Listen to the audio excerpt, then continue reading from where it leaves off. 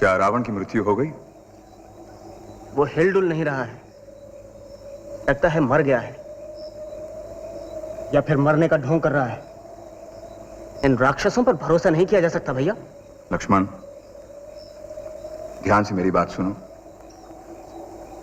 रावण एक बड़ा भक्त था, किंतु श्राप के कारण उसका जन्म राक्षस रूप में हुआ। उसकी यूं ही उपेक्षा ना करो। हमारा जन्म अवश्य राजवंश में हुआ है, पर हमें अपने महान पूर्वजों से राजनीति की कला सीखने का अवसर नहीं मिला। 14 वर्षों तक हम जंगलों में वानरों, भालुओं के साथ भटक रहे हैं। अयोध्या लौटने पर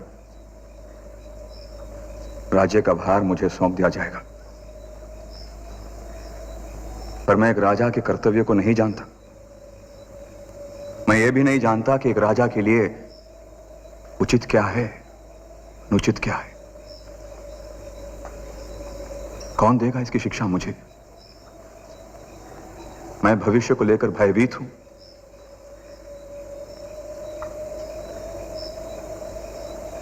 रावण अपना राज्य का शासन करते करते परिपक्व हुआ है। उसकी प्रजा उसका आदर करती है। उसने अपनी राक्षस प्रकृति के कारण बहुत से दुष्कर्म अवश्य किए हैं, पर राजनीति के संबंध में उसका विचार जानना हमारे लिए अच्छा होगा। वेदों में कहा गया है, अमूल्य रत्न यदि कूड़े में भी पड़ा हो तो उसे उठा लेने में बुराई नहीं है।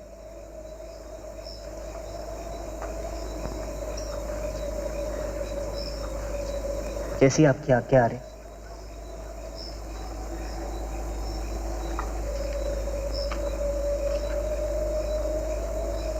ए लंकाधिराज, मुझे आपके पास श्री राम ने परामर्श और मार्गदर्शन प्राप्त करने के लिए भेजा है।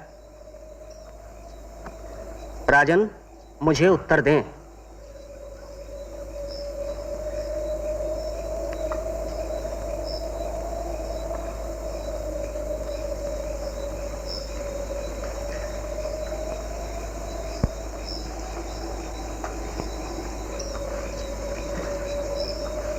कोई लाभ नहीं है भैया, वो तो मेरी बात ही नहीं सुनता। तुमने उनसे आदरपूर्वक बात तो की ना? जी हां, मैंने वैसा ही किया है। जब तुम उनसे बात कर रहे थे, खड़े कहां थे? उसके बगल में, सिर के पास, ताकि वो मेरी बात सुन सके। यही तो भूल हुई लक्ष्मण। तुम्हें उनके पैरों के पास खड़ा होना चाहिए था, वैसे ही जैसे एक शिष्य गुरु के पास खड़ा होता है। परंतु भैया, वो मेरा गुरु नहीं है। लक्ष्मण, ज्ञान को तिरस्कार मत करो। ज्ञान सदा पवित्र होता है। चलो हम दोनों उनके पास चलते हैं।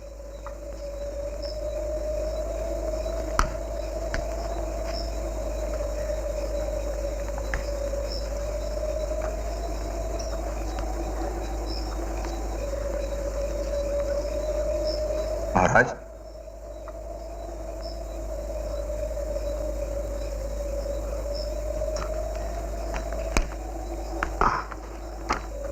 मैं भला आपको क्या मार्गदर्शन दे सकता हूं? मेरी बुद्धि तो स्वयं भ्रमित और अंधकार में डूबी है। उचित और अनुचित के बीच का भेद जानने में असमर्थ है। हे रघुकुल स्वामी, मैं भला आपको क्या शिक्षा दे सकता हूं? महाराज, आप मुझसे बड़े हैं, अनुभवी भी हैं, एक समर्थ शासक रहे हैं आप। मुझे उचित, अनुचित और शासन करने के संबंध में आपके विचार जानने चाहिए। हे राम, मेरे जीवन का अंत अब निकट है। कुछ भी कह पाना कठिन है। फिर भी थोड़ा बहुत जो कहता हूं वो सुने। हे रघुराज, कोई भी कार्य जो दया, प्रेम और परोपकार की भावना से किया जाता है वो निश्चित ही अच्छा होता है, किंतु सत्कर्मों को हम सदैव स्थगित करते रहते हैं। अगर आप कोई सत्कर्म करना चाहते हैं तो उसमें देरी ना करें, उसे तुरंत कर डालें, नहीं तो बाद में उसे पूरा करने में कठिनाई होती है। किसी अच्छे काम को टाल दोगे तो वो कभी पूरा नहीं होगा। उचित कहा आपने। हाँ, दुष्कर्मों के बारे में तो मैं तुम्हें बहुत सी बातें बता सकता हूं। मैंने जीवन में दुष्कर्म ही तो किए हैं। देखो, आज मेरे सभी पुत्र पौत्र मारे जा चुके हैं।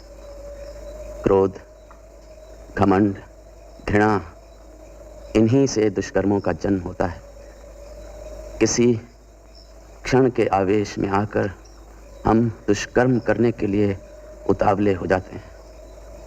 जब शूर्पणखा रोती चिल्लाती बिलखती हुई मेरे पास आई तो सबसे पहले मेरे मन में यही विचार उठा कि सीता का हरण करके इस अपमान का बदला लूंगा।